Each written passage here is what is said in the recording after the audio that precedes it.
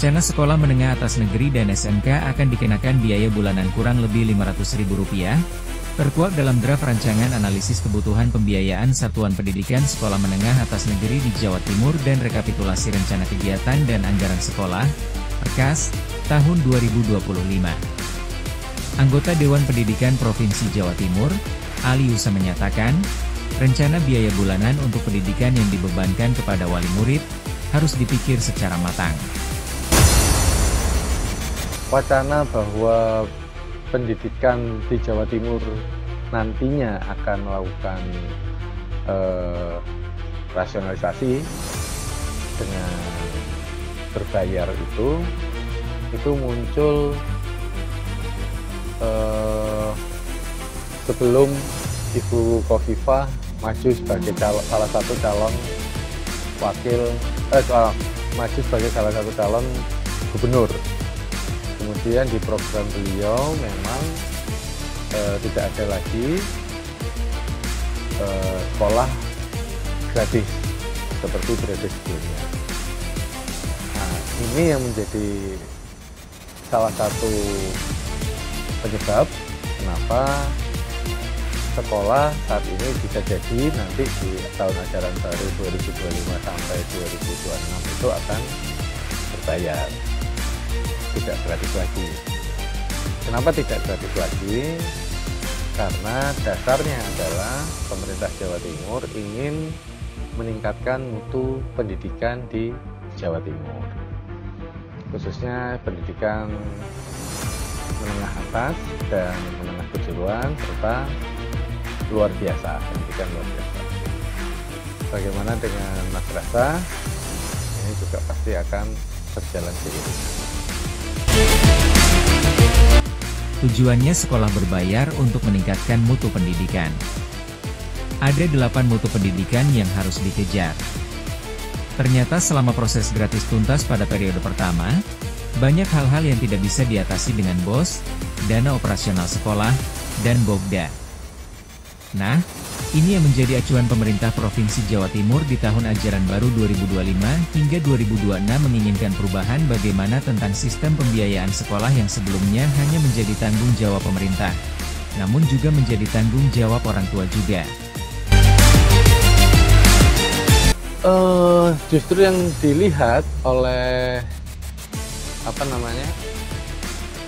yang dilihat oleh kita tidak hanya guru yang mungkin lebih sejahtera, tapi fasilitas dan sarana pendukung pembelajaran yang akan membaik. Beberapa waktu yang lalu cukup banyak sekolah yang hancur tapi tidak bisa dilakukan perbaikan terhadap sarana prasarananya.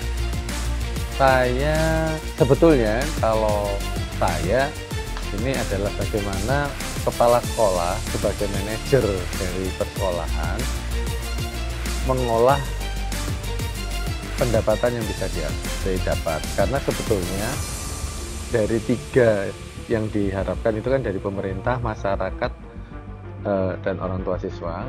Nah, masyarakat ini kan bisa kreatif, yaitu kepala sekolah harusnya bisa sangat kreatif, karena untuk masyarakat ini bisa mengambil dari CSR dan sebagainya. Nah, persoalannya bagaimana komunikasi antara pemerintah daerah, kemudian organisasi atau bisnis yang ada di sana, CSR-nya bisa disalurkan, dan kemudian bagaimana orang tua siswa yang mampu itu bisa berkontribusi.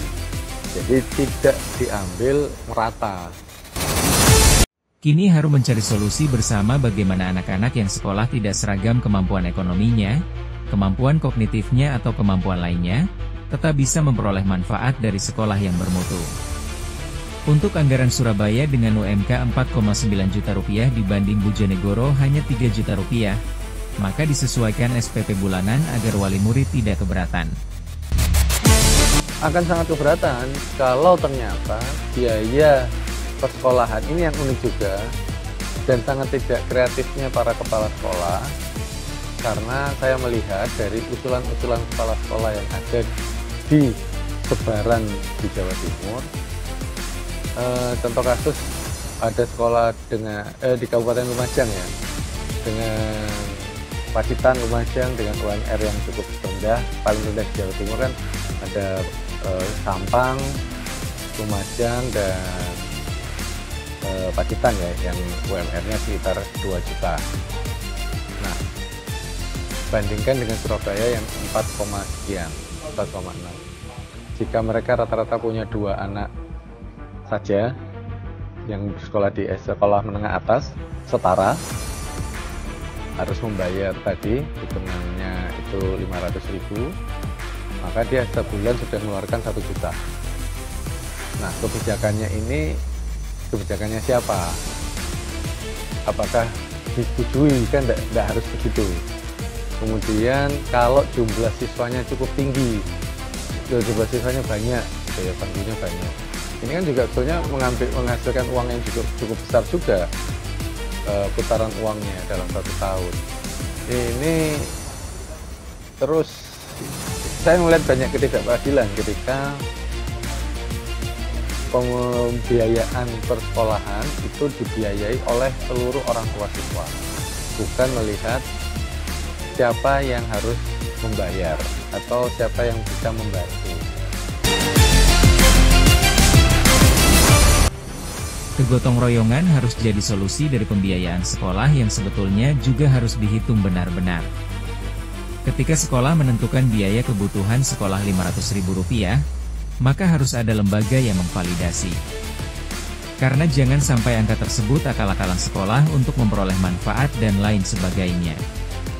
Sebab gaji guru dan lain sebagainya itu sudah mengikut pada pemerintah. Angka 30% pun juga patut dipertanyakan, karena seringkali angka ini kan didasarkan dengan PAD yang mana. Kalaupun PAD yang sesuai tahun berjalan, kadang-kadang 30% ini apakah untuk pembiayaan sekolah yang mana yang menikmati. Jadi sebetulnya rinciannya juga harus tahu. Selama rinciannya tidak jelas, saya tetap beranggapan bahwa angka 30% akan tidak pernah cukup. Tapi yang paling penting adalah bagaimana kepala sekolah jujur untuk menentukan berapa besaran biaya persekolahan di sekolahnya. Karena tentunya sekolah yang sudah punya fasilitas cukup lengkap, dia sudah berstatus BLUD, karena ada sekolah-sekolah yang berstatus BLUD, tentunya diharapkan beban biayanya tidak lagi ditekankan kepada orang tua siswa, tapi sudah bisa diambilkan dari BLUD yang telah berjalan. Stimulus ekonominya harus jelas. Jika stimulus ekonominya tidak jelas kepada orang tua siswa, maka akan jadi beban besar. Ini sangat rawan ketika dipaksa tidak menerima kembali apa diterima. UMR pada dasarkan kemampuan hidup, kebutuhan hidup. Ketika kebutuhan hidupnya dicabut, sedangkan elemen dukungnya untuk menggantikan berupa biaya besar, maka hal ini sebuah kemunduran.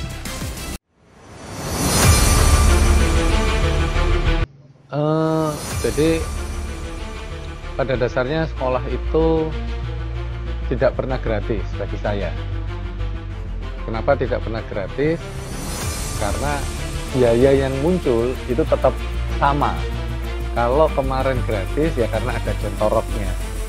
Di Surabaya juga ada jontoroknya, di beberapa ada jontoroknya. Artinya kepala pemerintahan berani mengambil resiko atau berani berkorban untuk mengambil bagian dari anggaran belanjanya untuk diinvestasikan ke pendidikan. Kalau kemudian saat ini Gubernur Jawa Timur Khofifah mengambil putusan yang berbeda dengan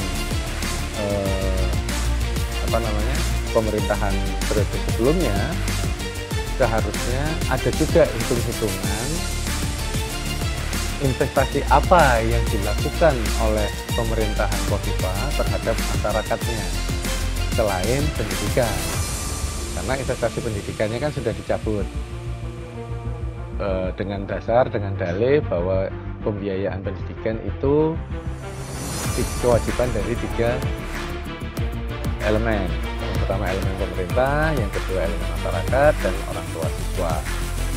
Nah, kalau periode sebelumnya itu Kofifa menginvestasikan anggaran belanjanya untuk pendidikan, persoalannya ketika ini dikurangin atau dibuka ruang untuk meningkatkan partisipasi masyarakat, berapa persen angka yang didapat dari investasi atau tambahan dari masyarakat yang berpartisipasi.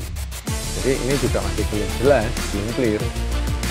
Jadi harusnya angkanya bertambah ketika PAD-nya tidak dikurangi, anggaran belanjanya tidak dikurangi, kemudian peran partisipasi masyarakat ditingkatkan. Harusnya harapan mutu pendidikannya semakin bertambah.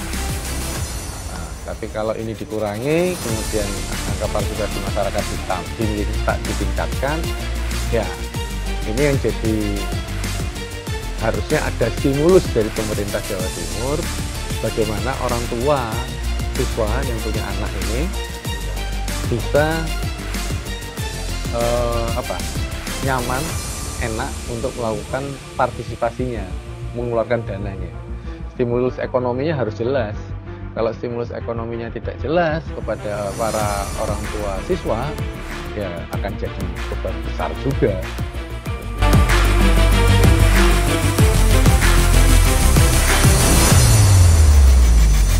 Gagasan pembiayaan sekolah ikut ditanggung orang tua siswa ini jangan sampai menjadi suatu paksaan atau pungutan. Semua pihak harus mengedepankan gotong royong. Jika kepala sekolah ingin punya status BLUT, harus mengoptimalisasikan kemampuan dengan merangkul CSR, merangkul masyarakat sekitar untuk berpartisipasi pada pendidikan di sekolah tersebut. Kemundurannya, saya melihatnya bahwa ini mundur apa tidak, ya karena kalau bicara sebagai peran partisipasi masyarakat, ini akan menjadi suatu kemajuan. Tapi kalau kita melihat beban masyarakat, ini adalah langkah yang akan sangat menjadi beban besar bagi masyarakat. Jadi makanya hitung-hitungannya akhirnya ke investasi. Investasinya Bu Kofifa ini, pemerintahan Kofifa yang baru ini, apakah tetap di pendidikan dengan menganggarkan angka yang 30% lebih plus dengan partisipasi masyarakat, atau 30%-nya ini dikurangin, kemudian ditambah angka partisipasi masyarakat, yang artinya nanti tetap aja angkanya tetap di 30%. Nah, ini kan yang jadi pertanyaan, mana yang terlebih kalau bicara tadi yang di awal, ketika biaya pendidikan di satu daerah berbeda, target capaian pembelajaran juga berbeda. Artinya bisa jadi di salah satu daerah capaian belajarnya adalah cuma sekedar lulus SMA.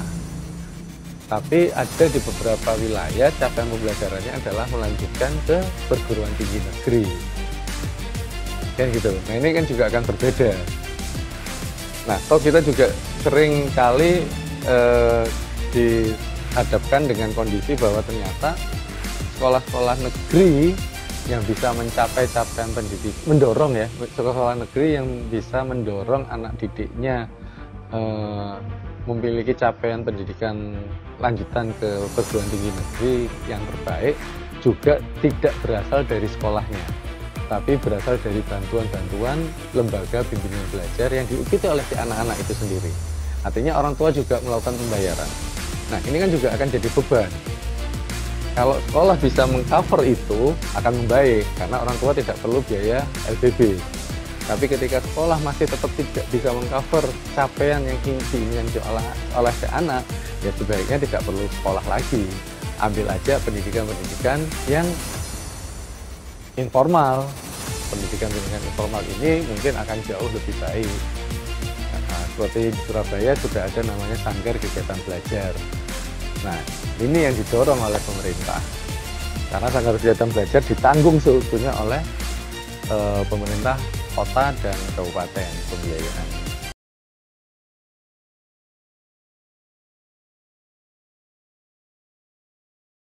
Sementara itu, anggota Komisi E DPRD Jatim Rasio terkait rencana sekolah berbayar ini mengaku sangat terkejut.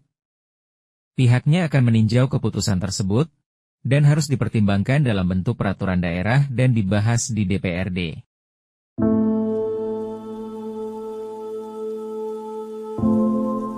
Kalau pungutan resmi seperti itu tentu masalah, karena biasanya nun sewu ya, keputusan itu harus dituangkan dalam bentuk peraturan daerah dan belum dibahas di DPRD. Kalau misalkan wacana untuk memberikan pemberdayaan pada komite sekolah boleh, dan itu ada ketentuan di dalam perundangan. Artinya tanggung jawab pendidikan itu tanggung jawab bersama, tapi tidak pasti harus sekian. Nah, itu kan ada kepastian, itu yang jadi masalah. Padahal pemerintah Provinsi Jawa Timur sudah memberikan bantuan operasional sekolah, BOPP, bantuan operasional penyelenggara pendidikan, sudah diberikan semua. Bahkan Bu Kofifa di dalam Hari Pendidikan Nasional kemarin akan memberikan bantuan kepada murid yang tidak diterima di negeri, misalkan sebesar 1 juta rupiah. Menurut saya sudah sangat cukup. Artinya kalau misalkan itu nanti itu daerahnya daerah komite sekolah kan ada di masing-masing sekolah, itu yang punya kewenangan. Tapi ya jangan menentukan harus 500, nanti menjadi masalah itu. DPRD Jatim sangat keberatannya dengan adanya wacana ini. Harus juga dipastikan angka pungutan Rp500.000 tersebut disesuaikan peran serta wali murid yang mampu, dan wali murid yang miskin dan tidak miskin. Misalkan memberikan bantuan semampunya. Karena tanggung jawab pendidikan itu adalah tanggung jawab bersama. Keberatannya kalau memastikan harus dipungut Rp500.000, tapi kalau peran serta wali murid yang mampu, kemudian yang miskin dan tidak miskin misalkan memberikan bantuan semampunya, saya kira setuju, karena tanggung jawab pendidikan itu adalah tanggung jawab kita bersama. Tapi juga jangan sampai mengada-ada. Makanya komite kalau akan memberikan beban pada wali murid ada perencanaan program. Untuk apa itu? Kemudian dana itu kan sudah ada, Bosda menerima berapa setahun, BOPP setahun berapa, kemudian yang dirancang kurangnya itu di mana sih?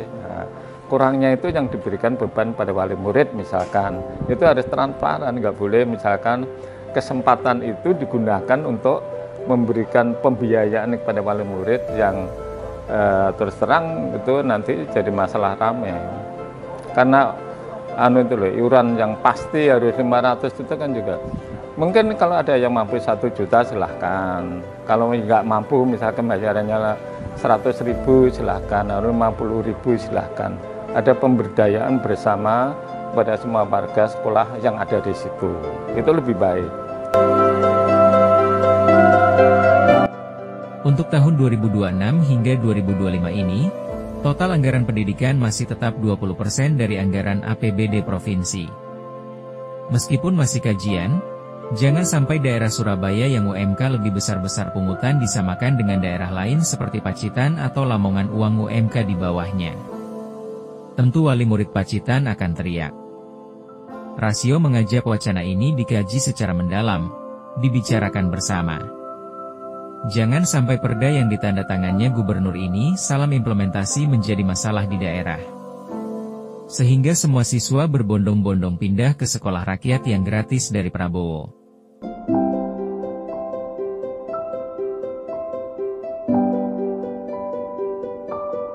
Belum. Saya juga kaget menerima informasi ini, makanya saya cek tadi. Itu juga baru wacana. Nah ya kajian bisa-bisa saja kajian. Nanti kita pelajari di DPRD Jawa Timur. Kalau memang itu misalkan disepakati bersama, kemudian nggak ada beban yang memberatkan pada wali murid, ya saya kira gitu ya. Kalau misalkan kajian ini sudah diterapkan tanpa melalui anggota Dewan, nggak boleh karena harus itu, karena gubernur nanti sekarang kan gubernur nggak akan berani. Gubernur nanti membuat peraturan daerah itu menjembatani kepada wali murid yang mampu memberikan lebih, tapi yang kurang jangan dipaksa untuk membayar. Ya. Jadi ada perubahan perda misalnya. Iya, makanya perdanya akan kita lihat. Katanya dulu sudah ada, nanti kita pelajari bersama, khususnya di komisi. Sebelumnya beredar isu ada biaya tambahan di sejumlah SMA-SMK negeri di Jawa Timur. Padahal pemerintah provinsi mengklaim program pendidikan gratis.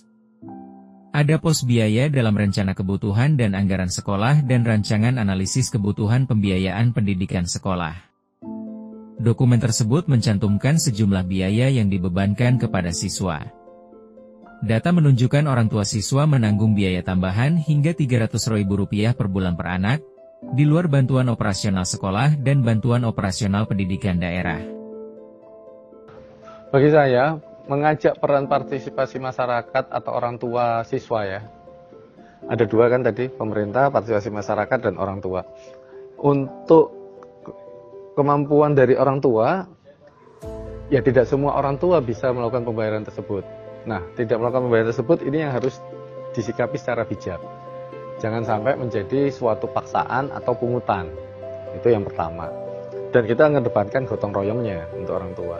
Untuk masyarakat, nah bagaimana kepala sekolah dengan ada beberapa sekolah yang sudah punya status BLUT, itu mengoptimalisasikan kemampuan dalam merangkul CSR, merangkul masyarakat sekitar untuk berpartisipasi pada pendidikan di sekolah tersebut. Di pemerintah, ya ini yang harus, ayo kita bersikap jujur.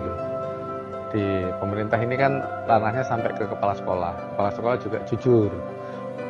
Jika anggaran biaya itu sampai 1 tahunnya 3,5 miliar untuk 170 siswa, ini agak konyol ketika kita memperbandingkan dengan perguruan tinggi swasta yang biaya operasionalnya tidak sampai 3,5 miliar untuk 170 mahasiswa.